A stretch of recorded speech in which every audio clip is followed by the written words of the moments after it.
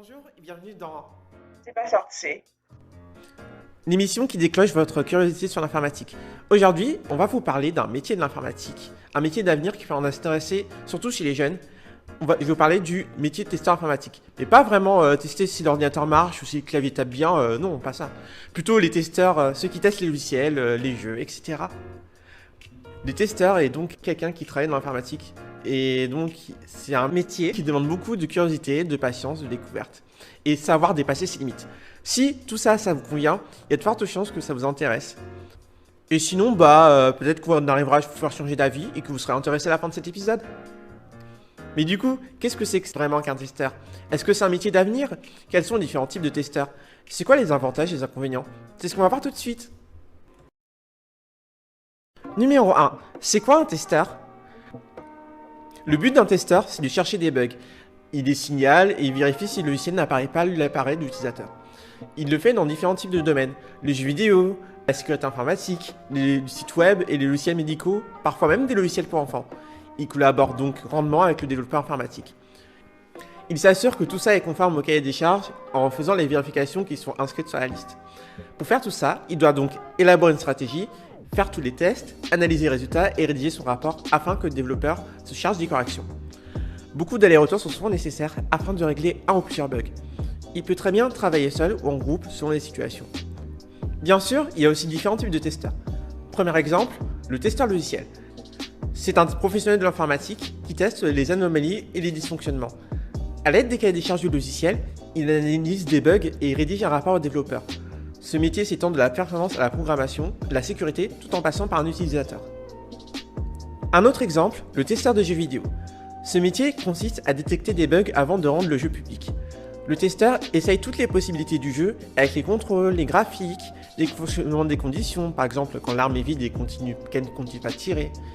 Il est aussi possible que le testeur passe de la première version jusqu'à la version finale, assis sur le même jeu pendant 9 mois, voire plusieurs années.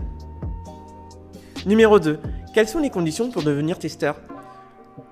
Il est nécessaire d'avoir de nombreuses qualités pour effectuer ce métier.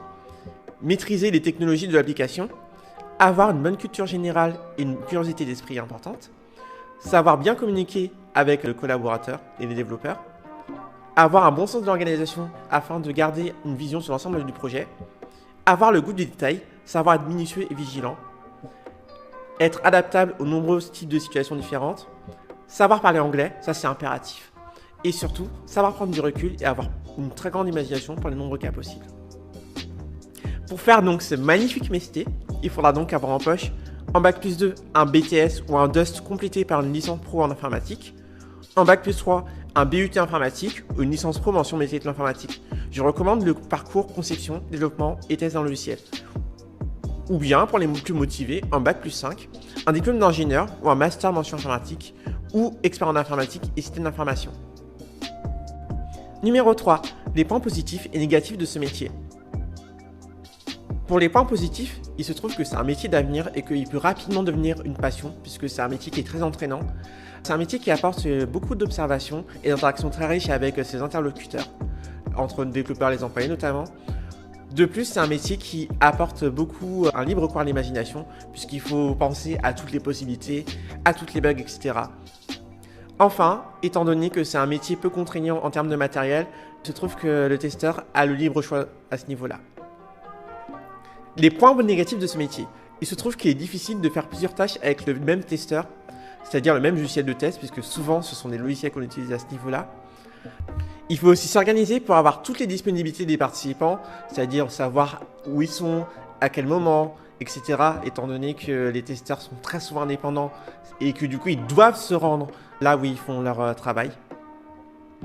Enfin, certains tests peuvent être beaucoup plus difficiles à effectuer en fonction de la complexité du logiciel. En ce qui concerne le salaire du testeur, il peut varier entre 2000 et 3000 euros bruts par mois selon les entreprises. Mais cela varie aussi beaucoup selon l'expérience du testeur. Le salaire de départ, bien sûr, dépend aussi beaucoup du diplôme obtenu, parce qu'il est vrai que, bien sûr, sortir de diplôme avec un Bac+5 vaut beaucoup plus qu'un Bac+2. Merci d'avoir regardé notre émission.